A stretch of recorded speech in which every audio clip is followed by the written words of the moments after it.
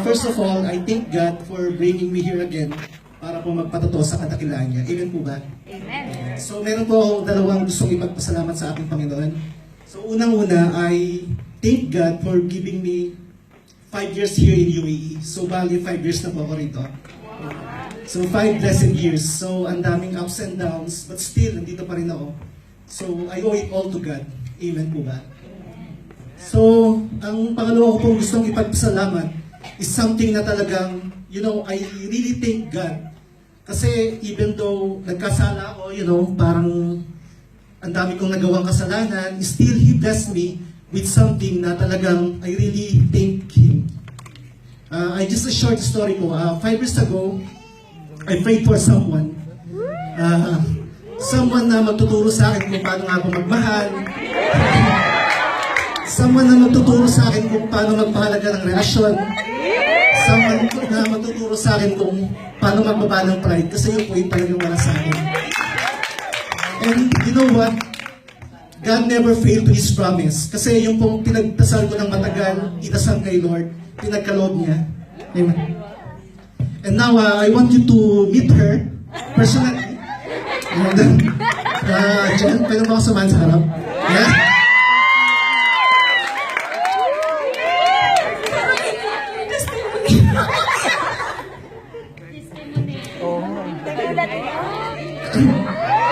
First of all,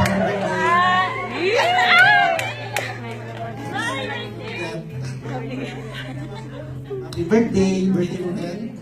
Birthday of your life, but celebrate na natin together. Gusto kong malaman mo na ikaw yung pinagdasal ko ng matagal. Sa love, sa care, sa pagmamahal sa akin, sa paglilid sa akin to know Jesus more. Thank you for being the inspiration, babe. Kasi kung saan man ako ngayon, may part ka doon. And now, dati sabi mo naman pag may magtatanong man sa'yo dito, sa harapan ng Eiffel Tower, so dinala ko dito. Eh, busy tayo, kaya dinala ko, alam mo, walang posible kayo.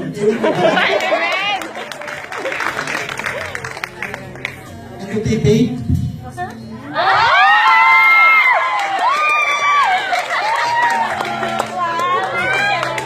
never ako naging sure sa isang bagay. Ngayon lang. One day I realized na I can't live without you. And na-realize ko na I'm to grow old with you. Babe, will you marry me?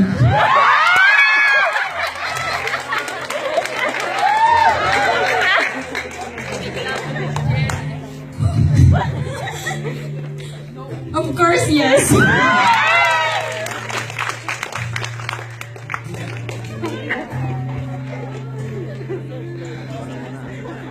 Fits. Thank you.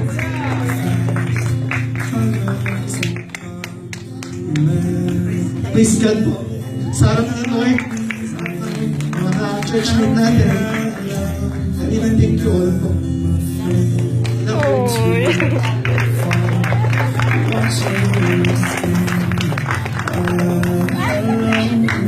All of my doubt suddenly goes away somehow.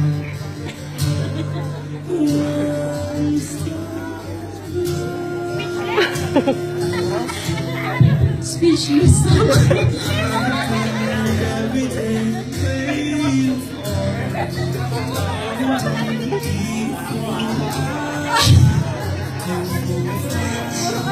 Ang daming kasabot! Honestly, sige, testimony ko na rin. Nagtataka kasi ako nung kagabi, kasi sabi ni Sam sa akin, nag-back out daw si Ate Shin, so siya daw yung mag-testimony. And sabi ko, sige, ano ba yung testimony mo? Yung pre-prepare ko, something na sinabi niya sa akin is about family. And, so hindi ko na yun babasahin kasi hindi pala yung related. Nagtataka rin ako kasi si Ate Arlene, alam niya na magte-testimony si Sam. Sabi ko, Pero I ignore. And kinuha niya yung telepono ko ngayon, hindi ko alam kung bakit. So, I really thank God. This is kumaga hindi ko talaga ito makakalimutan in front of you and in front of the Lord. That I say yes to the person I love and yung naniniwala talaga akong God gave me. So,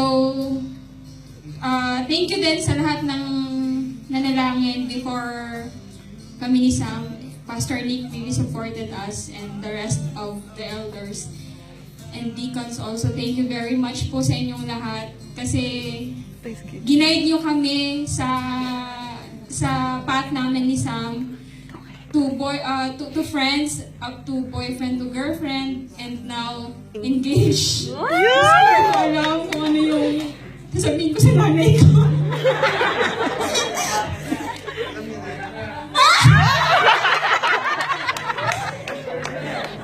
Umawa na siya. Takot. Oh my goodness. Alam mo na ng ate ko. Alam mo na ng mga tita ko. Ay, ayun. So, no regrets at all. And, thank you, babe.